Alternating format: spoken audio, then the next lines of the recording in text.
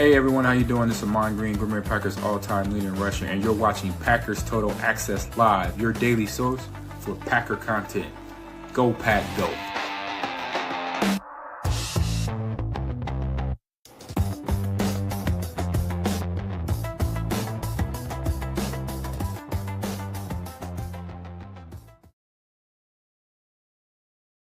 What's up, guys? Welcome into Packers Total Access. My name is Clayton. You can check us out on packernet.com. Find me on Twitter at Packers_access. Hopefully everybody's having an awesome Friday as we made it to the end of the week. Really excited about the weekend coming up. Excited about this matchup between the Packers and the Vikings. We're going to dive into that a little bit later tonight on PTA Live, kind of give you guys a little bit more of an update on the injuries and everything else around Packers Vikings. What we're going to do here this morning, it's still morning here. We're right on the cusp of breaking out afternoon, but we're going to talk about three Green Bay Packers that are flying under the radar. One thing that I like to do as you get into the season a little bit longer, I like to kind of look at some of the players that, hey, here's maybe some unsung heroes on the team, some players that maybe more people should be talking about, but they're not, right? I mean, you've got all the conversation pieces right now geared around some of the guys at the top half of the roster, your Jordan Loves, your Christian Watson return. We talked about that a lot.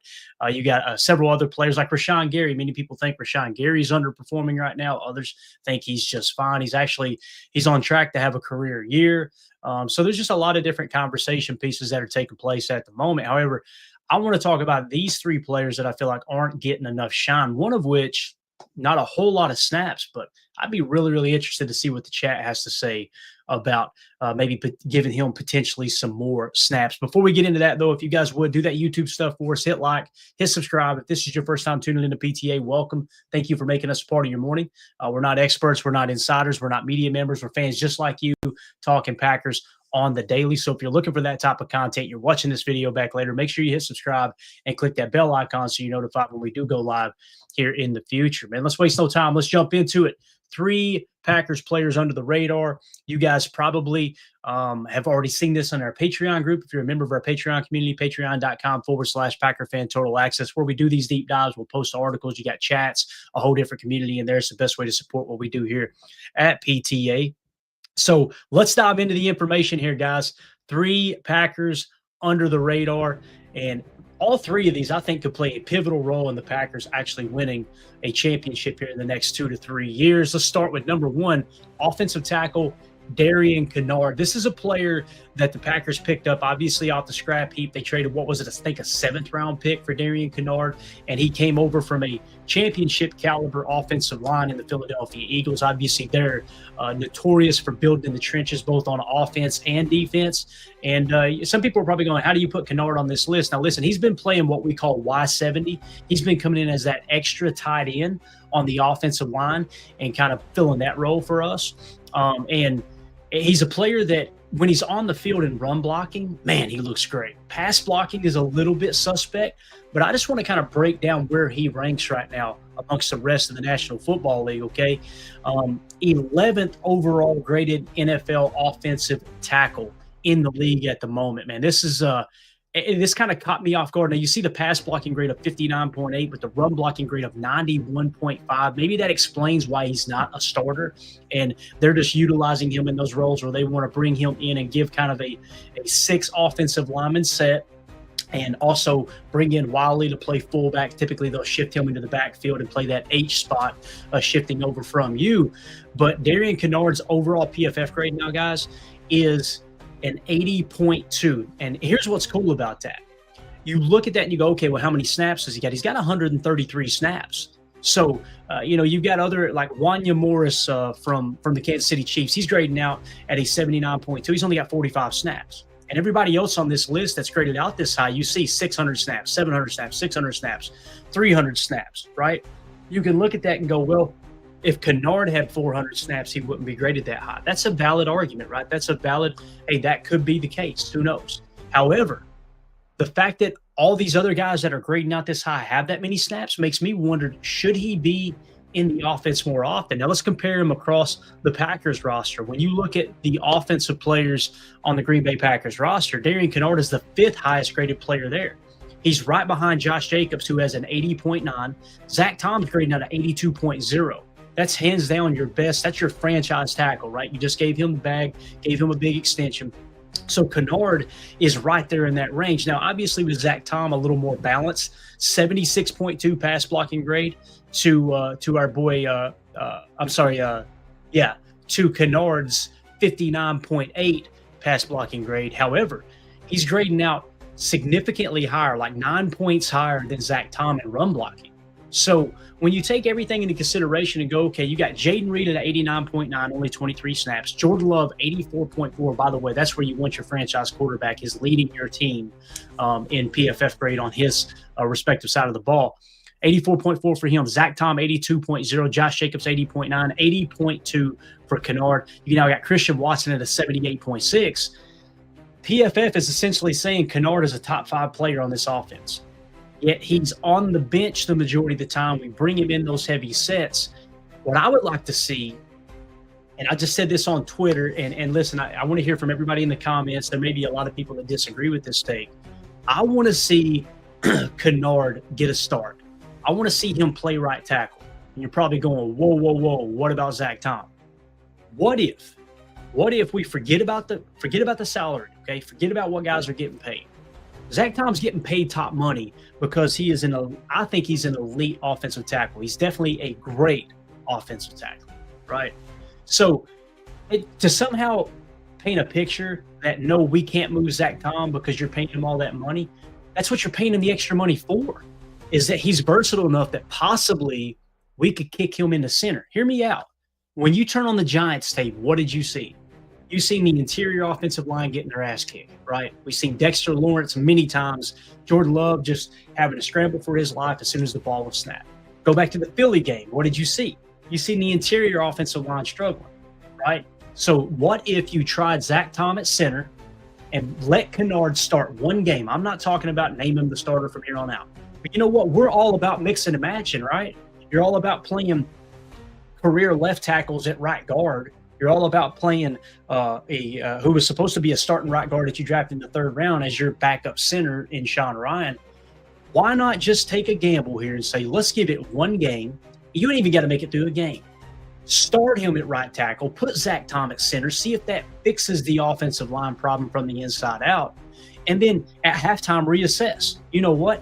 Okay, this was a mistake, or hell, even after the first quarter, this was a mistake. Okay, this ain't working out. Kick Tom back to right tackle. Sean Ryan's ready to come in at center. He's gotten plenty of reps there.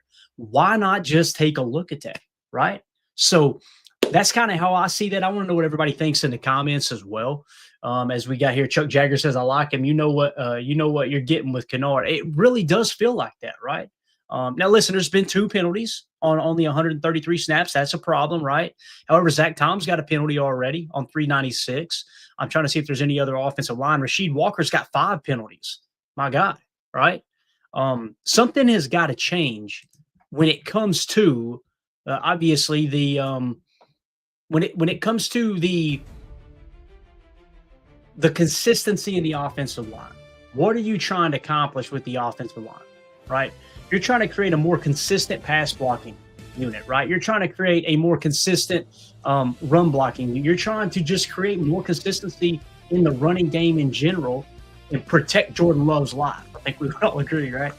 So why not just go this route? I don't understand why we're so hesitant on doing it. Now, if we go that route and we now all of a sudden don't have him as that extra offensive lineman, you can still kick him in there or kick someone else in there as the extra offensive lineman.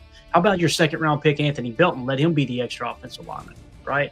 I'm kind of spitballing here, man. I want to see Kennard get an opportunity, and it may be disastrous. I'm acknowledging that. I'm not sitting here saying that you put him in, it's a slam dunk guarantee. This offensive line is going to get so much better. I'm not saying that at all, right? But why not give it a look, seeing how the offensive line has been playing?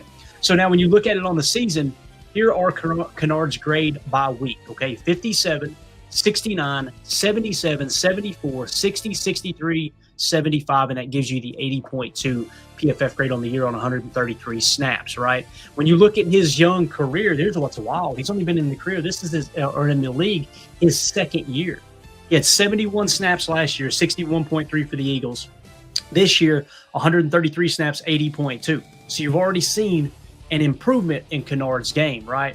Now, you're probably asking, okay, what about the future of Kennard? What's his contract look like? Is this something that if we did roll him out there as a starter, is that going to blimp up his overall value? And, oh, crap, now we've got to pay him the big bucks, right? Well, he is a restricted free agent, okay? So now the question is, do you see him as a restricted free agent, or do you want to give him a future contract extension if you like what you've seen both in practice and what he's done in the game? So with restricted free agency, again, this is only his second year in the league. I think he played with the Chiefs first, went to the Eagles, and then the Eagles traded him to us for whatever it was, a 7th-round pick. Maybe it was a comp pick. I can't remember if there was like maybe some kind of incentive attached to that trade or not. You guys let me know in the comments whether there was. So when you look at this, right, restricted free agency, what does that mean? I actually pulled it up earlier, and I think I may have put it in the wrong spot. We'll get to the other player in a sec. But essentially, the easiest way to look at restricted free agency, guys, is you want to essentially, you've got him under contract if you want him, okay? And I'm just going to read off restricted free agency just as an AI overview, okay? An NFL restricted free agent is a player with three accrued seasons whose contract has expired and can negotiate with any team, but their original team has the right to match any offer or receive draft pick compensation by tendering the player on a 1-year deal. These tenders come in various forms, including first round, second round, or right of first refusal, which determine what type of draft pick is given if another team signs a player and the original team doesn't match. So you see he's a restricted free agent here according to Spot Track, if their information is correct, right? So essentially what you can do is you can say, okay, yeah, if you want to go offer him money, right? If you want to make him a tender offer as another team, if you want to go that route, then you're going to give us a draft pick depending on what we tender him at, right? So essentially, if somebody wants to pay him like a starting tackle, then we can get big money back for that, right? If you want to tag him with you as a general manager, you've got to sit back and go, okay, what is he worth to our franchise? If we were willing to part ways with him, what would we need back? And then you've got to agree to pay him that unless someone else offers that type of compensation. So what would that be? A 5th-round pick, right? So now you flip a 7th into a 5th if someone else sees him more valuable than you. Is it a 3rd-round pick?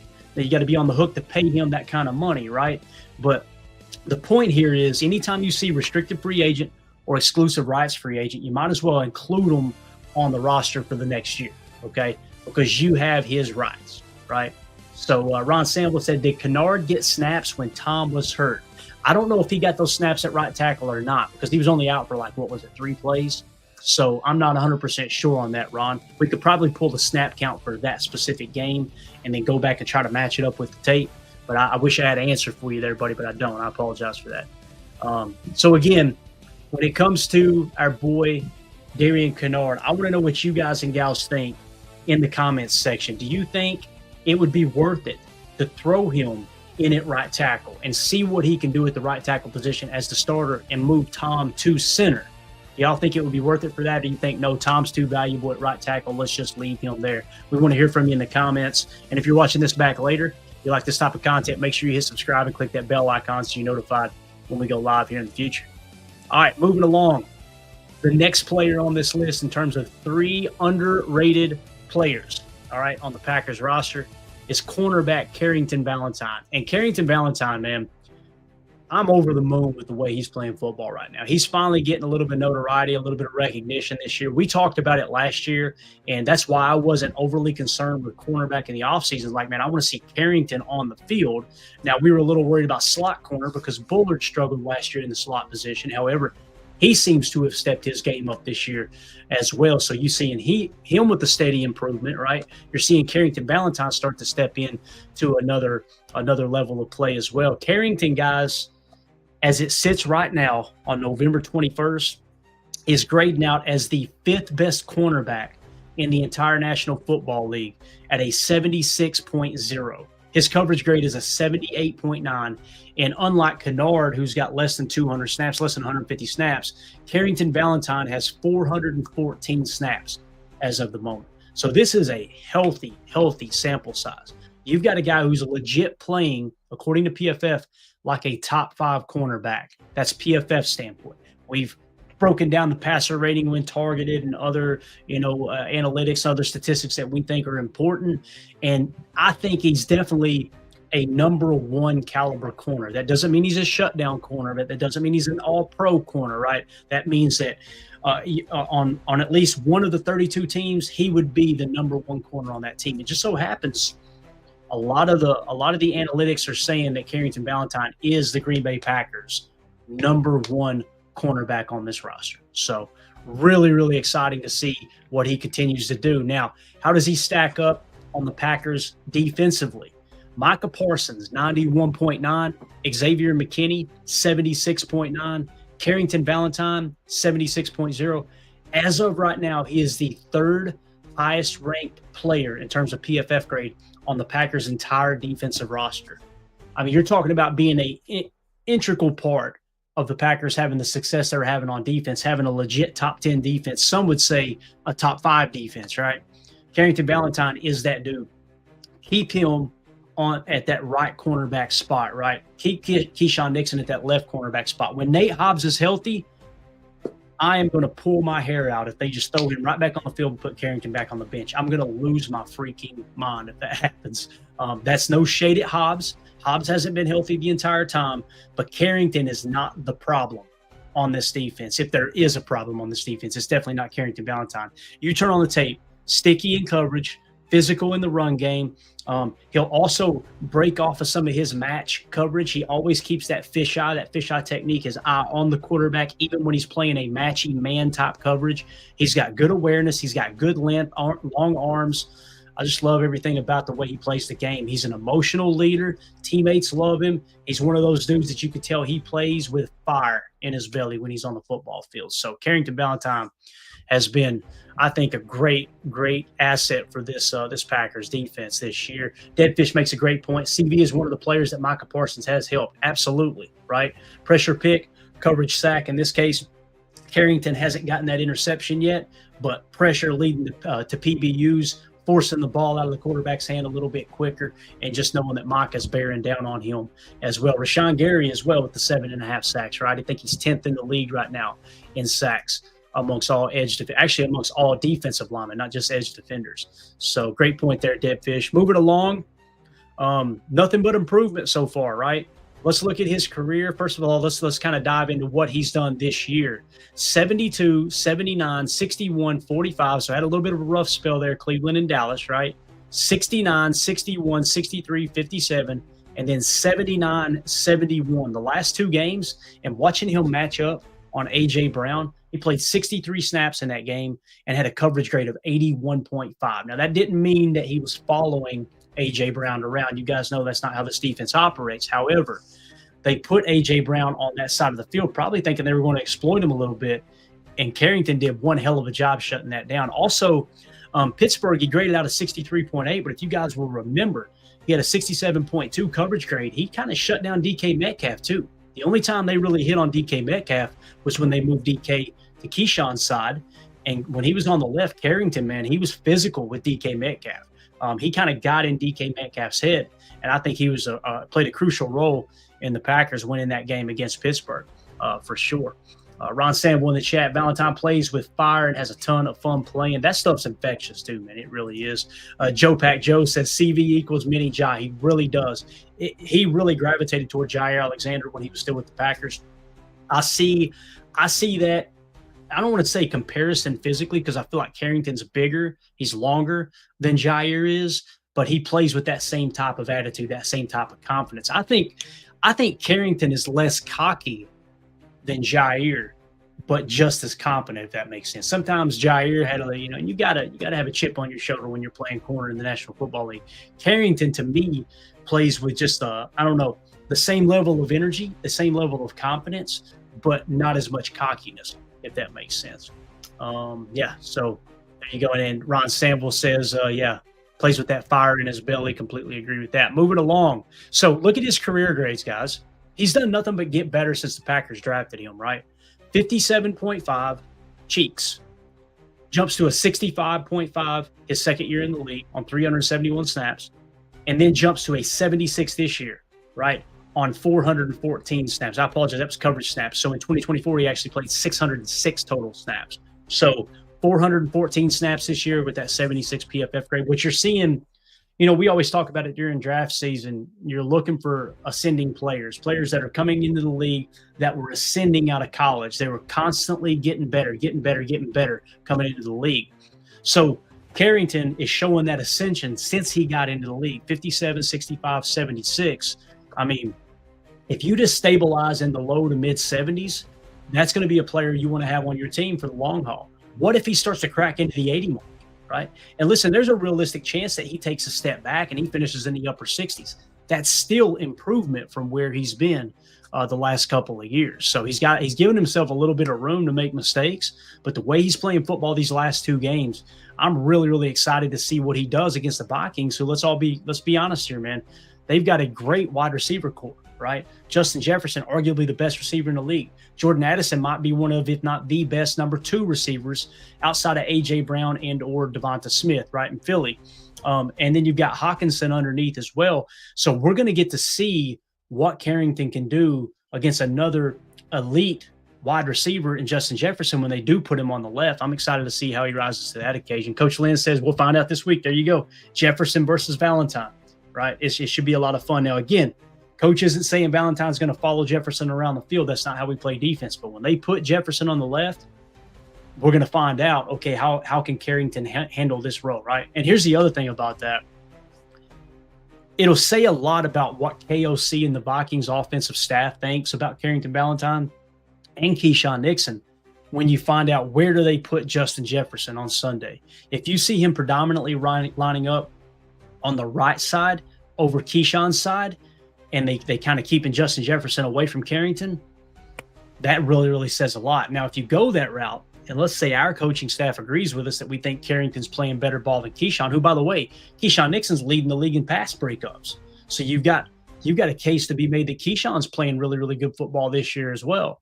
So if they start to put Justin Jefferson on that side of the field, it tells you really what they think about Carrington. Let's keep him away from him. Let's try to scheme him open on that side. If that happens and you have the same amount of confidence as a coaching staff in Carrington as us fans do, then you might want to play a little more cover 6 and bend the quarter side to Keyshawn's side, or you could just have a pre-snap call of, hey, wherever Justin Jefferson goes, we're going to bracket cover 4 on that side. That makes sense. So that'll probably be another way to approach it. Coach Lynn says, I want CV on the boundary. I can understand that, Coach.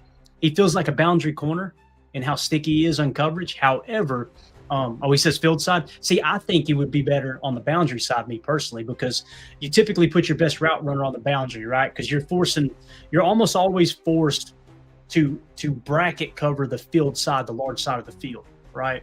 So they typically will put, like we used to love to put, we moved Devontae Adams around a lot, but we'd like to put him on the boundary because we knew if we went Trey and trips right and then had him on the boundary, then they were going to have to single cover Tay, and Tay was going to win in the phone booth every time, right? The problem with having him play just boundary, that means he's got to become a travel corner, right? Because you never know which side of the field, obviously the boundary can be on the right side of the field. It can be on the left side of the field. I think one thing that Hafley with that fisheye technique, this is something Coach Haddad explained to us when he came on the show because he had been to several coaching clinics with Jeff Hafley up in the Massachusetts area, right? When Hafley was up there at BC. So one of the things he explained is that fisheye technique. Guys, that dominant eye really, really matters. And I think Hafley knows that's kind of a staple in how he runs his defenses. I do not want corners traveling with one specific receiver. I want them to play the strong side of the side of the field that's got the strongest part of their game, if that makes sense. So, but that's how I see it. And yeah, so I would definitely rather have him on the boundary, my better corner on the boundary than the field side coach, just because typically, you got safeties been to that side. But I know there's a lot of coaches, a lot of teams that agree with you in that regard too, man, for sure. So there you go. Now let's talk about the contract for Carrington Valentine. 1 year away from a big payday. All right. So obviously he signed his 4-year, $3.9 million deal there. It was his rookie deal. So listen to his cap hits, guys. Now in 2023, he didn't perform that well, right? Well, it was only $775,000 against the cap. Last year, he jumps to a 65, and I think he was tied with Jair for having the most interceptions amongst the cornerback room last year, only 940,000 against the cap. This year, he's grading out like a top 5 corner, and his cap hit is only $1 million. Think about that. Now, he may meet that qualification where they get that incentive, the amplifying of the salary cap hit. The salary will go like Romeo Dobbs, because Romeo Dobbs played so many snaps and his production level, he went from a contract very similar to this to jumping to $3 million because he met that requirement the CBA baked into the collective bargaining agreement there with the National Football League. So he may end up being paid more than that moving forward if he meets that incentive. It's another reason, people don't like to talk about this, but it's another reason why some coaching staffs will hold players back a little bit, right? They'll hold them back so they don't meet those incentives. It's an ugly game. Listen, Sean Ryan last year missed out on an incentive like that.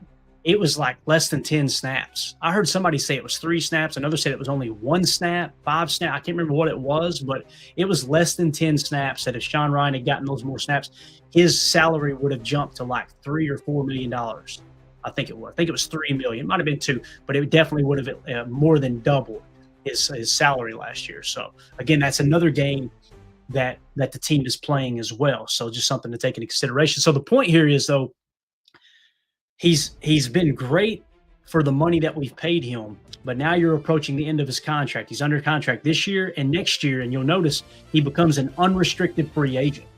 So Carrington is not a restricted free agent. He's not an exclusive rights free agent. This is a dude that if he continues to play at this level and the Packers don't see him as a true number 1 corner, he's going to test the market, and boy, is he going to get paid big money. Now, obviously, the Packers will get a comp pick, but I want to know what everybody thinks in the comments section. Would you be willing to pay Carrington Valentine number 1 corner money? I'm not there yet. Okay, I'm not. When I say number 1 corner money, that doesn't mean bottom 32 money. That means when you are considered a number 1 corner on your team, your agent is going to try to get you in the top 5, top 3, maybe even the highest paid corner in the league. I don't think Carrington would go that far, but I think they would look around and go, hey, look at the comps, look at the play time. Look at the analytics, the PFF grade. Look at how I've performed on the field. My clients performed on the field. He's always healthy. All those things come into projected market value. Thank God we don't have to worry about that this year, but next year, that's going to be the conversation. When we're going into training camp this coming off season, right? As you're going into 2026 training camp, there's going to be a discussion being had going, Carrington Valentine get a contract extension? Because that's how Goody typically likes to operate, right? I think if he's willing to take a reasonable contract, Goody would love to get that done based off what he's done. But if he tries to hold their feet to the fire, they may force him to play that final year. And here's the thing. If he finishes this year graded in the top 10 amongst all corners, and then next year he grades out in the top 10 again, or maybe even top 5, he's got to make a decision, he being Carrington Valentine, okay, if they're not willing to pay me top corner money, they can franchise tag me. So maybe I need to give up a little bit long term for some actual guaranteed money, as opposed to just getting slapped with the franchise tag. And now you got to worry about getting hurt, having a career altering injury that might prevent you from getting the bag later. So just all those things are something to take into consideration and think about as we move on into 2026 here, as the football season winds down. We'll be giving you all that coverage in the offseason, obviously, with the contract negotiations, free agency, NFL draft, all that good stuff. We're this close to starting to build our draft board. As soon as the college football playoffs start, we'll start to create that board and get that access to you guys and gals over in our Patreon group. You can find all that at patreon.com/PackerFan Total Access. All right, so let us know in the comments, if you're watching this video back later, let us know in the comments, what do you think about Carrington Valentine? Do you see him as a number 1 corner? Do you see him as a legit top 5 corner like PFF's grading him out? Or do you think, no, this is just kind of a fluke? He's more of a number 2 or a number 3 level corner. Let us know in the comments. Make sure you hit like, subscribe, and click that bell icon so you're notified when we go live here in the future. All right, moving on to player number 3. This one's exciting for me, man. Lucas Van Ness, the former first-round pick, 13 overall draft pick by Brian Gutekunst and the Green Bay Packers. Now, some people are going, whoa, Clayton. He hasn't even played. He ain't even played. He's been hurt. Boys, when he was on the field, he was performing, right? We talked about his pressure percentage the other day. It has now exceeded Rashawn Gary. Rashawn Gary's 10th in the league in sacks with 7.5 sacks. MICAH is like, I don't know, I want to say 5th or 6th with 8 sacks, right? Rashawn Gary's quarterback pressure percentage is at like 12.5%. Anything over 10%, you're considered, all right, you're a good pass rusher, right? LVN is sitting at like 14.5% pressure rate. So let's see what PFF thinks about him. Lucas Van Ness this year, 74.3 is his PFF grade as it sits right now.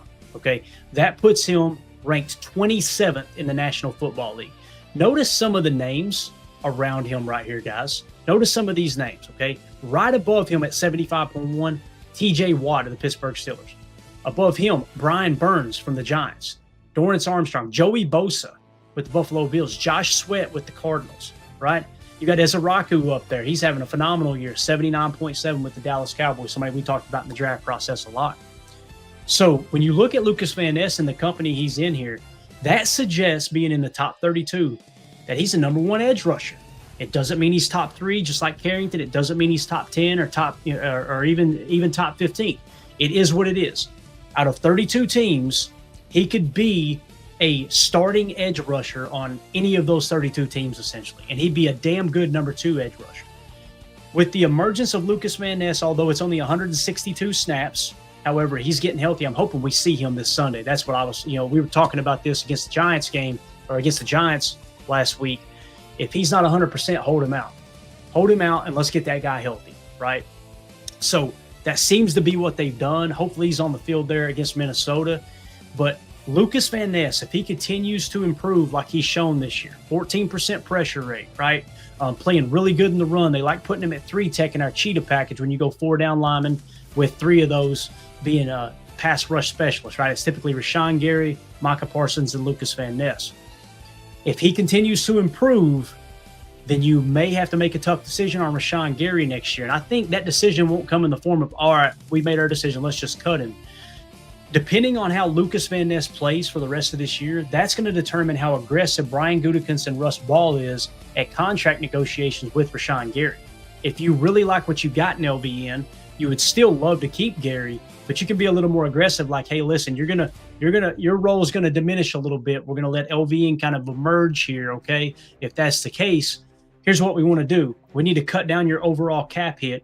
How about we guarantee you some more money? We convert some base salary to guaranteed money in a signing bonus form. We'll cut you a check today, but you agree to lower the overall number on the backside. That way we can save some money on the cap hit. Because when you do that, that signing bonus, you can actually convert that. You can tack on voidable years. When you move the base salary to signing bonus, you can now spread that out over the duration of the contract. And that may not even mean tacking on voidable years, but you have that option as well, because we talked about there's a 3-year window open right now for the Packers to win a Super Bowl. That's why you went and got MICAH. You've got everything's in place. You need to continue to get better and grow. You're still the youngest team. That's the only red flag I see for this team moving forward, as Goody's built a great young roster. But what Lucas Van Ness does for the rest of this year is going to determine how aggressive you are in negotiating with Rashawn Gary's contract toward the end of the year. So moving along, how does he rank amongst the Packers defensive room? Lucas Van Ness is 4th highest graded player on the Packers defense. So you got MICAH Parsons, 91, Xavier McKinney, 76, Carrington Valentine, 76, Lucas Van Ness, 74, Edgerrin Cooper, 72. Those are your top 5 players. So you can see he's legit a top 5 defender. Now, he's played in 5 games this year, 162 snaps. So it's not like it's a minute amount. 100 is a cutoff for me, guys. Like Tyron Hopper grading out 72.6. That's awesome. You want to see that. But the fact that he's only got 20 snaps, I've got to check the excitement at the door a little bit, right? I got to be like, okay, hold up a minute. We need to see more snaps, because that could tank. He could turn around and grade out in the 50s. I don't think that's the case with Hopper based off everything we've seen in the preseason and the limited time last year. But just using that as an example, right? So you see Rashawn Gary down there at 69.6. And again, his PFF grade has gone down this year. However, with Rashawn Gary, and I keep bringing Gary up because that's the decision you got to make along with Lucas Van Ness, right? There's a lot of people out there talking right now. I was listening to Wildy and Tausch earlier, and man, if you didn't know the stats, if you didn't watch the game, you would think the way they were talking, and this is no shade at them, everybody's got the right to their opinion, right? You would think that Rashawn Gary is a bad football player. He's 10th in sacks. He's 5th in run stops amongst defensive linemen. He's got more run stops than Micah Parsons, and you see how many more snaps Micah Parsons has played than Rashawn Gary. Micah Parsons has played in 509 snaps. Rashawn Gary has played in 425, so roughly 70 snaps, right? Something like that. Roughly 70 snaps. We'll just call it 70. On 70 fewer snaps, Rashawn Gary has 3 more run stops than Micah Parsons. Think about that. So, with all that being said, Gary is still a very good football player, but is he trending backwards? Is his best football behind him? Probably is. And that's the decision you got to make with Lucas Van Ness. Right now, as the 4th best defender. Just got to keep him on the field to keep him obviously healthy as well. So, let's see what Joe Pack Joe says here in the chat. Joe Pack Joe says, is it concerning the best season for Quay, LVN, and Devontae White, or their contract year and just playing out of their minds for a contract instead of turning the curve? That's always a question, right, Joe? It's tough, too, because you want your players to perform no matter what year it is. But I know exactly what you're saying. It's like, okay, are they going to continue to be that player? Are they just playing with their hair on fire right now because they know, man, my football life is on the line? Could be the case. Do I think they're doing that? Based off the quality of those individuals, just what I've learned about Quay, LVN, and Devontae White, to me, they seem like a very high standard football players. The other thing, the rebuttal to that, or the opposite side of that conversation piece there, Joe, is you also got to take into consideration that they've had to work under different defenses as well. Think about that, right? They had to learn Joe Barry's 34 defense, right? And you're wondering, okay, what's the big deal there? Well, LVN was playing stand-up outside linebacker, right, as an edge defender in the 34 front, and Devontae White was having to 2-gap. So if Devontae White's having to 2-gap, underneath, basically what that means is, guys, you're not just 1-gap penetration. Now, we don't always play 1-gap under Jeff Hafley, but most of the time it's a 1-gap approach, right? So LVN had to learn how to go from playing mostly 3-tech and 4-eye at Iowa to being a stand-up outside linebacker in 34 defense. Devontae White had to go from that Georgia defense, where I think they played a 4-3 stack, if I remember correctly, 1-gap approach, to being a 2-gap 34 defensive lineman, right? And then, of course, with Quay, similar thing, right? He was playing kind of a 4-3 stack, but he was playing kind of a hybrid backer. I remember that too at Georgia. He comes in, learns Joe Barry's defense. Well, they scrap most of the defensive coaches. They move on from Joe Barry and bring in Jeff Hafley. Now they got to run a 4-3 principle look. Now Devontae Wyatt's got to run a 1-gap approach, right? So there's multiple ways you can look at that question. I'm going to choose to believe it's not because they're in their contract year. It's definitely not hurting, all right, because they're motivated to get that next big deal for sure. So, Turt McGirt says LVN year 3. No, let's talk about it. Okay. So here are his career numbers. Again, let's talk about this season real quick. 68, 52, 89 against Cleveland, 65 and 69. You see he's played at least 30 snaps other than the game that he got hurt there in Cincy, where he recorded that sack and they had to take him out immediately. So yeah, this is his 3rd year in the league. His career grades, 62, 52, and now he's jumped to a 74. So you're seeing a floor of 52 so far, a ceiling so far of 74. And I think we would all agree his ceiling is much, much higher than that if he continues to get better, right? So, Sean Farva in the chat says, yeah, third year. And he says they have him next year in a 5th-year option if they want it. And that was the next point we were going to make here, right? Extension or 5th-year option? That's the question. So what's a 5th-year option? If you don't know what that is, that's where you can tag a player who is a first-round pick going into their 4th year, the final year of their deal. You can hit them with the 5th-year option, which is kind of like a mini franchise tag, okay?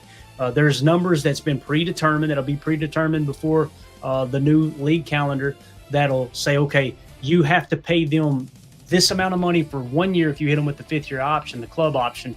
If you do that, it's fully guaranteed. So it works like a mini franchise tag, essentially. So you've got to make a decision with LVN. Do you want to give him a long-term extension, or do you want to hit him with I keep wanting to say franchise tag, with the 5th-year option? That's the question, right? So let's talk about what he's earned up to this point. 13th overall pick, boy, that used to be a ton of money. Cap hits are much, much more manageable in today's CBA. 3.1 million his first year, 3.9 his second. This year, 4.7 million. Next year, he's going to be 5.5 million against the cap. So I've been very vocal about Gary, right? Let's play worst case scenario for a second. Let's say for the rest of the season, Gary's play continues to drop off and you go, okay, writing's on the wall. He's not the same player he once was. He's done, right? You probably need to cut bait. If you cut bait from Rashawn Gary, I think you're able to free up $11 million. It's a little less than 11. Let's just call it $10 million. So if you decide to move on from Gary before next year, you can free up $10 million in cap space against the cap in 2026, and you're replacing him with LVN, who has a $5.5 million cap hit. Now, let's say that LVN continues to play really, really well this year, and Rashawn Gary tapers off, and you go that approach, right? Then you go to LVN and say, all right, we want to give you a contract extension, and you front load that contract because, again, you just freed up $10 million at the edge position by moving on from Gary. So you can literally front load that and make it more, give yourself more cap relief on the backside of the contract, if that makes sense. So I could see them maybe going that approach, right? B Timmy in the chat says LVN or Gary may be the decision.